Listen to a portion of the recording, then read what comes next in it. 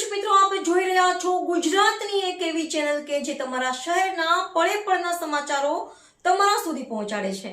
સ્વાગત છે આપનું A1 અભિક્રાઇમ ન્યૂઝમાં. હું છું એન્કર અર્પિતા પટેલ. ઉછલ તાલુકા પંચાયત પર ભાજપનો ભગવો. ખાબદા બેઠક પર 21 વર્ષીય જાગૃતબેન વળવીની ઐતિહાસિક જીત. તાપી જિલ્લાના ઉછલ તાલુકા પંચાયતની સામાન્ય ચૂંટણીના પરિણામો જાહેર થતાં જ રાજકીય માહોલમાં ગરમાવો આવી ગયો છે.